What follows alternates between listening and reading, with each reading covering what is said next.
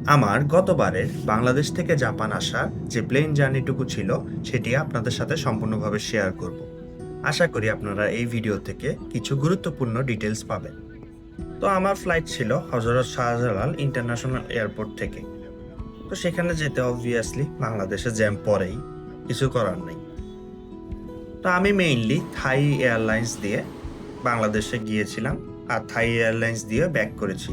আমি সবসময় থাই এয়ারলাইন্সে যাওয়া আসা করি। এটি কনভিনিয়েন্ট আর খুব বেশি প্রাইসিও না।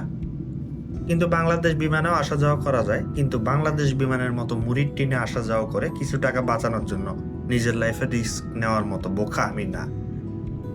থাই এয়ারলাইন্সের কস্ট হচ্ছে আমার আসা যাওয়ায় 1,37,900 ইয়েনের মতো পড়েছিল, কিন্তু এটা সময় অনুসারে বেশি বা কম থাকে। থাই এয়ারলাইন্সে আপনার ট্রানজিট হিসেবে সুবর্ণভূমি এয়ারপোর্ট পড়ে। সুবর্ণভূমি এয়ারপোর্ট হচ্ছে এশিয়ার অন্যতম একটি বৃহত্তম এয়ারপোর্ট। বিশ্বের যত বড় বড় ফ্লাইটের ট্রানজিট এশিয়ার প্রায় সেন্টার হিসেবে আপনার এখানেই হয়। তো আমার জাপানের ফ্লাইটের ট্রানজিট হচ্ছে আমার এই বিমানবন্দরেই পড়ে।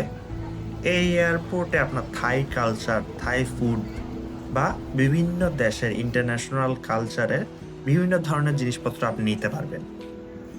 সময়টা মোটেও বোরিং ছিল না। আমার যেন মনে হচ্ছিল যে আমি এয়ারপোর্টে একটা ট্যুর দিচ্ছি, থাইল্যান্ডের একটা ফিল পাচ্ছি। এখানে ম্যাসাজিং চেয়ারও ছিল। তো ঘুমের সময় সুন্দর মতো ঘন্টার পর ঘন্টা এই চেয়ারে কাটিয়ে দিলাম। আর এখানে $9-10 মধ্যে বিভিন্ন ধরনের মজার থাই খাবার পাওয়া যায়। অবশ্যই আপনি এখানে ট্রাই করতে পারেন, খুবই মজা পাবেন। তো আমি ট্রানজিট ফ্লাইট থেকে আবার ওসাকা যে কানসাই এয়ারপোর্ট আছে সেটার জন্য বিমানে উঠলাম। সেটাও থাই এয়ারবাস ছিল।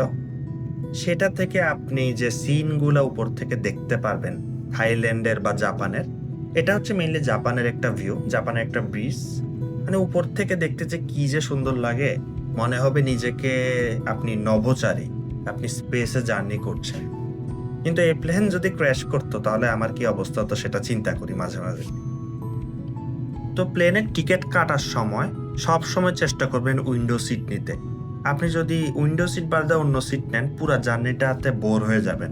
কিন্তু উইন্ডো সিট নিলে আপনি বাইরের যে সিনারিগুলো আছে সেটা দেখতে দেখতে আপনি জাপান পৌঁছে যাবেন।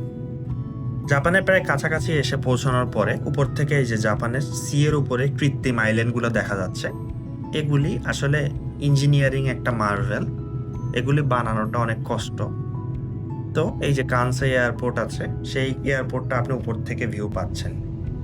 তারপর আমার প্লেন যখন কাছাকাছি ল্যান্ড করার সময় এসে গেল, ওসাকা শহরের বিভিন্ন স্ট্রাকচারও দেখা গেল, এরপরে ব্রিজও দেখা যাচ্ছে। মানে খুবই সুন্দর লাগছিল উপর থেকে ভিউগুলা। এমনি ট্রানজিট যদি থাকে আপনার একদিনও লাগতে পারে আসতে, কিন্তু যদি ট্রানজিট না থাকে আপনি 7-8 ঘন্টার মধ্যে জাপান চলে আসতে পারবেন। তো জাপানের ওসাকা কানসাই এয়ারপোর্টে ল্যান্ড করার পরে আমি আমার গন্তব্যে পৌঁছানোর জন্য সেখানে যে ট্রেন স্টেশনটি থাকে সেখানে রওনা দিলাম। জাপানের যে ট্রান্সপোর্টেশন ব্যবস্থা আছে সেটা এতটা উন্নত যে আমার বিমানবন্দর থেকেই বের হওয়ার দরকার নাই। বিমানবন্দরের ভেতরেই আপনার শহরে যাওয়ার ট্রেন কানেক্ট করা আছে। এই এয়ারপোর্টের ভিতরে খাওয়া দাওয়া না করাই ভালো, কারণ অনেক দামি থাকে।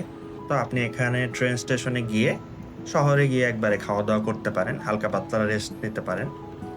তো আমি আমার গন্তব্যের উদ্দেশ্যে রওনা দিয়ে দিলাম। তো নেক্সট ভিডিওতে কি চান আমাকে জানাবেন, আর চ্যানেল অবশ্যই সাবস্ক্রাইব করবেন।